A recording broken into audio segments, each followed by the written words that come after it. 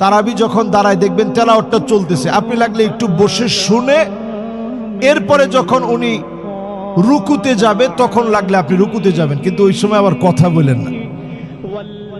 এখন আমাদের সমস্যা হচ্ছে এই সুযোগ দেওয়ার পরে একজন পাশে নিয়ে বসবেন, আরেকজন ডান দিকে একজন বাম দিকে, এবার দুইজন মিলে কোরআন তেলাওয়াতের সময় কথা বলবেন, এটা সম্পূর্ণরূপে হারাম।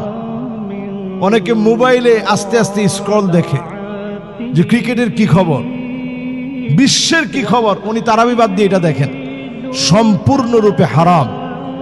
মসজিদে এই রমাদান এই ট্রেনিং পিরিয়ডে আপনি খেয়াল রাখবেন একটা কাজও যেন আল্লাহর নাখোশ হয় এমন একটা কাজ যেন না হয়।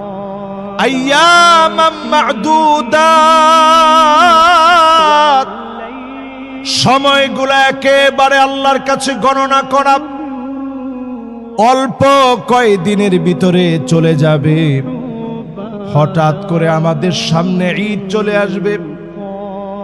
লাইসাল ঈদ মান লাবিসাল জাদীদ, শুধু নতুন জামা পরলে আপনি ঈদে যাওয়া হবে না, ওই লোকটার জন্য ঈদ হবে যে লোকটা নিজের গুনাহগুলা মাফ করায় নিতে পেরেছে।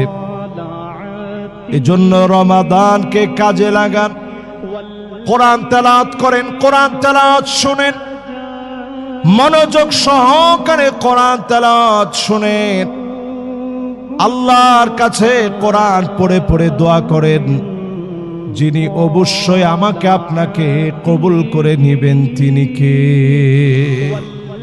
এই রমাদানের অনন্য আরো একটি আমল, মানুষের সঙ্গে হাসি দিয়ে কথা বলবেন। কেউ যদি আপনার সাথে রাগারাগি করে